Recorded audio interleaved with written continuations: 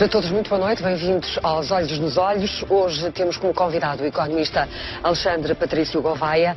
Vamos falar dos déficits e das dívidas. Ou seja, no fundo, vamos olhar para a situação económica e financeira do país. Não é verdade, doutor Medina Carrara? Então vamos lá ao enquadramento do tema. Nós vamos analisar, digamos, o tipo de problema que nos conduziu ao estado em que estamos. O país, na perspectiva do Estado, o Estado gastou longamente, gastou desde os últimos 30 anos sempre mais do que aquilo que tinha. O conseguinte foi acumulando lentamente um déficit e o país, por seu turno, foi importando e ficando a dever lá fora cada vez mais. O conseguinte, é o déficit do Estado e o déficit externo que constituem realmente os dois grandes males e as duas grandes dificuldades. Para se ter uma noção no que respeita ao Estado, e vou já fazer contas, entre 95 e 2009, nesses 14 anos, enquanto a economia não cresceu sequer 2% em média anual, a educação, a saúde e a proteção social cresceram 4%. Quer dizer, mais de 4%. Cresceu, em média, mais do dobro destas despesas. Por conseguinte, isto sabia-se perfeitamente. E aqui em Portugal, aquilo que me aflige é que as maiores evidências não entram nos olhos das pessoas, nem na cabeça das pessoas. Quer dizer, no fim de contas, o doutor Medina Carrara concorda com este aviso deixado este fim de semana pelo Presidente da República naquele prefácio de que vamos estar sob vigilância externa por mais 20 anos, até 2035? Eu diria se tivermos juízo. Porque se não tivermos juízo, será muito mais tempo? Provavelmente será mais. Ele terá feito as contas, aliás, estou inteiramente de acordo com o que ele disse e escreveu, na medida em que os jornais reproduziram. Acho é que ele devia ter feito outros avisos a mais cedo. Que o Estado caminhava para a falência também valia a pena ter dito em 2007, 2008, 2009. E não disse. E esse foi um silêncio que eu acho que teve as suas consequências para o país. Quando um alto responsável político diz a verdade a tempo e horas, presta um grande serviço ao país. Quando silencia aquilo que é evidente e que é fatal, presta um péssimo serviço ao país. Doutor Alexandre Patrício Gouveia, concorda? Exatamente, quer dizer, desde 2000 até 2010 nós tivemos um modelo económico em Portugal que se baseou na obtenção de crédito barato, basicamente para financiar elevados déficits orçamentais externos e para promover o investimento em setores abrigados da concorrência internacional.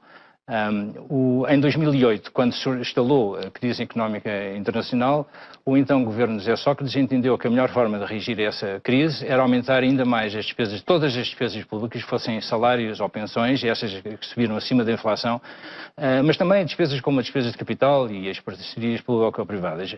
O resultado em 2010 foi que durante esta década tivemos a segunda mais baixa taxa de crescimento da economia e o maior aumento de desemprego.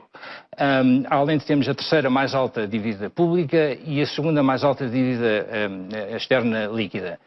Perante esta situação, os credores internacionais entenderam que Portugal já não tinha, o Estado português já não tinha condições para reembolsar os seus empréstimos e passaram-nos a pedir taxas de juros de tal maneira altas que a solução foi recorrer com o recurso a um empréstimo da Troika e é importante dizer que se não tivesse havido empréstimo da Troika, a situação para Portugal teria sido muito pior, porque o Estado teria então deixado de ter dinheiro para pagar salários, para pagar por os hospitais a funcionar, as escolas públicas a funcionar e, portanto, teria sido pior. Não deixa de ser verdade também que o programa da Troika aumentou um problema social grave, que foi o aumento do desemprego, que ainda hoje faz com que muitas pessoas não tenham acesso ao mercado de trabalho. Mas eu acho que a lição principal que nós devemos tirar é que nunca mais devemos cometer o erro de entendermos que déficits orçamentais elevados e déficits externos elevados são bons para promover o emprego e o crescimento económico, porque justamente o que nós devemos fazer é ter contas externas e contas orçamentais equilibradas para obtermos taxas de juros ainda mais baixas do que temos atualmente e desviar recursos financeiros para as empresas e para o bom investimento, que é aquele que aumenta as exportações e que substitui importações. Portanto, e também está de acordo com o Presidente da República de que serão precisos mais 20 anos para reequilibrar as contas públicas? Vão ser seguramente necessário, temos muito cuidado de não repetirmos os mesmos erros, que foi entendermos que os déficits orçamentais era bom para a economia e que isso promovia o emprego e o crescimento económico. Essa tentativa já foi feita, está provada a saciedade que não resultou, mas não vale a pena insistir e, portanto, nós temos que adotar um outro modelo económico que se baseia em contas públicas equilibradas e contas externas equilibradas. De resto, vamos ter uma obrigação de cumprir isso, porque o Tratado Orçamental obriga-nos a caminhar em 2017 para um déficit estrutural real máximo de 0,5%, e os orçamentos do Estado vão ter que primeiro ser submetidos à Comissão Europeia antes de serem analisados pelos respectivos parlamentos. Portanto, não temos outro remédio, não. Doutor Medina, nós temos aqui um gráfico que nos documenta a evolução do déficit orçamental entre 99 e 2015. Deixe-me referir a algo que se enxerta na exposição do Dr. Patrício Gouveia. É que as pessoas que decidem muitas vezes estas coisas são muito influenciadas pelo chamado keynesianismo. O Keynes, enfim, concebeu uma política económica de retoma quando ela está em baixa e com desemprego, que é o Estado fazer despesa. Isto era muito verdade no tempo do Keynes, que as economias eram fechadas. Agora, quando você lança mais 100 de despesa, a probabilidade de 80 saírem logo para a Espanha, para a França e para a Alemanha é muito grande. E esse foi o grande erro que se cometeu em nome de um keynesianismo coxo, foi o Estado fazer despesa que vai para as mãos das pessoas e que praticamente vai logo para o exterior. E este keynesianismo assim mal concebido realmente foi o que nos arrastou para esta situação. Mas você ia falar do gráfico. Estava a falar do gráfico que mostra o déficit orçamental entre 1999 e 2015. Aquele gráfico mostra que foi produzido pelo Dr. Patrício Gouveia. Na linha de baixo registra-se a média dos déficits da União Europeia. Na linha azul registram-se os nossos déficits. Quer dizer, verifica-se que neste período que vai de 99 até agora, nós tivemos déficits públicos sempre bastante mais altos que a média da União Europeia. Sim. Aliás, há aí uma linha verde, que é aquela dos 3% que foi combinada em Maastricht.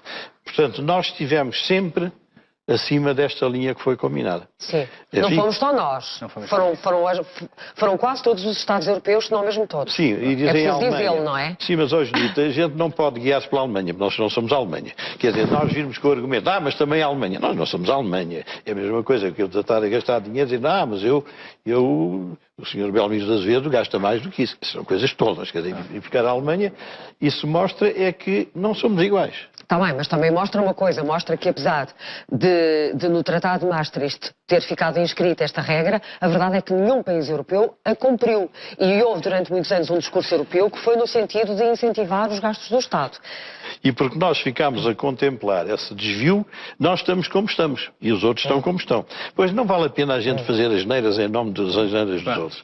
Olhemos para nós e se olharmos bem já estamos a prestar um grande serviço. Sabe que eu nunca gosto de me desculpar com coisas um bocado tolas.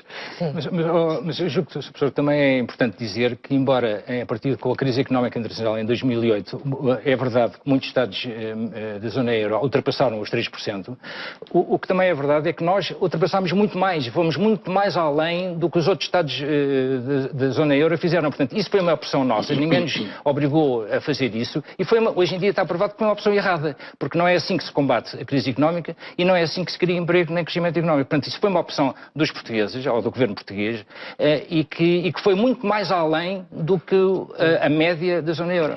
Não, mas isso foram os keynesianistas requentados que venderam essa solução. Isso era uma tolice, como é evidente, e como aliás se verificou. E que acabou por se traduzir num aumento da dívida pública, que, não obstante o empréstimo de 78 mil milhões de euros da Troika, também não parou de aumentar de então para cá, não é verdade? Nos últimos 3 anos. Este problema da dívida pública... Que é o gráfico 2 que acaba por mostrar a evolução da dívida pública comparando o caso português com a zona euro. Olhando para o gráfico 1 e para este 2, verifica-se que nós, em relação à União Europeia, à zona euro, estivemos sempre um bocadinho acima daquilo que deveríamos ter estado. Um bocadinho a favor, não é? E a partir de uma certa altura levantámos voo, não é? Exatamente, a partir de, vamos lá ver, 2008, 2009. Exatamente. Mas a respeito deste gráfico, eu consegui obter, já depois de todos estes estarem aqui construídos, um que é bastante mais esclarecedor e que vem muito a propósito. Eu tenho muita pena que o Governo não esclareça as coisas como deveria esclarecer. Este gráfico que vou mostrar tem por fonte o Banco de Portugal, mas os realizadores do gráfico foram os do IGCP. E vou mostrar este gráfico porque se diz, não, porque a dívida pública disparou, vem para aí acima, 120 e tal, 130 e tal do PIB. Bom, isto tem que ser lido com algum cuidado. E este gráfico pretende exatamente fazer uma leitura mais cuidadosa. Esta linha de cima Sim. que vem sempre a subir, é, digamos, a dívida pública total. Bom, mas dentro da dívida pública total temos aqui uns retângulozinhos a vermelho. Eu estou a seguir praticamente a ponta destes retângulos e verifica-se que a partir de uma certa altura, daqui mais ou menos, acima destes retângulos vermelhos, começaram a aparecer uns outros azuis e verdes. O que é que são os vermelhos? Os vermelhos são aqueles que são a dívida pública que foi contraída por causa dos déficits orçamentais. Quer dizer, os desequilíbrios orçamentais provocaram esta dívida que está aqui a vermelho. Mas quando se fala, diz, não, mas é que a dívida está a 130 do PIB, que é mais ou menos cá em cima. Ora, isto são coisas completamente diferentes. O azul corresponde a esses dinheiros que andamos a pedir emprestado por aí fora e que estão por aí depositados. Os depósitos. Não sei se se vê bem, estes retângulozinhos azuis, Sim. estes são correspondentes a depósitos. Com o seguinte, devemos aquele dinheiro, mas temos aquele dinheiro. Não é a mesma coisa que termos pedido e termos gasto.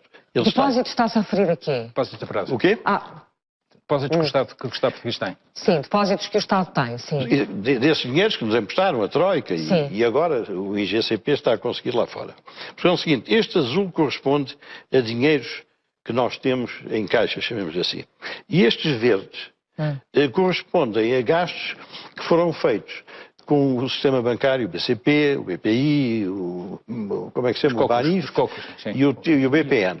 Quer dizer, é aquele dinheiro da Troika que o Estado pediu, mas que foi para aplicar nos bancos, que vão devolvê-lo. Mas é o seguinte, esta dívida acima do vermelho não é uma dívida tão preocupante como esta dívida aqui por cima. E quando aqui, enfim, aqueles intervenientes na informação pública se referem, para se ter uma noção da diferença, nós hoje, segundo estes registros globais, temos uma dívida pública perto de 130% do PIB. Mas tirando este verde e este azul, os depósitos e aquilo que foi para a banca, que não é realmente a má dívida pública, chamamos assim, passamos para 111. Quer dizer, há uma diferença de 17% do PIB, 17 pontos do PIB. Então qual é o valor que devemos realmente considerar? São os 130 ou os 111? Não, nós devemos os 129. Mas para pagar uma parte disso que devemos, temos o dinheiro em caixa. Sim. Bom, e esse dinheiro que foi para a banca será restituído ao Estado. Com certeza. Bom, portanto, não constitui uma dívida pública com a mesma natureza destes retângulos. Quer dizer que há uma dívida pública boa e há uma dívida pública má? Não, enfim, todas elas são dívida pública. Sim. E sobre todas elas teremos Estou a que tentar simplificar para as pessoas em casa perceberem minimamente. Pois, como você sabe, é uma preocupação que eu tenho. Mas isto é para corrigir... Entre 111 e 130, ou 129, mais concretamente, estamos a falar de 18 mil milhões de euros. Portanto, são esses 18 mil milhões de euros que correspondem aos depósitos a prazo e ao dinheiro que foi para os bancos e que vai ser reembolsado, mais tarde ou mais cedo. Não, o que eu pretendo esclarecer é o seguinte, quando você fala com alguém que venha aqui, desprevenidamente, diz, isto tem sido um horror porque já vamos em 130% do PIB, que este governo só tem feito disparates, claro que tem feito muitos, mas não é este.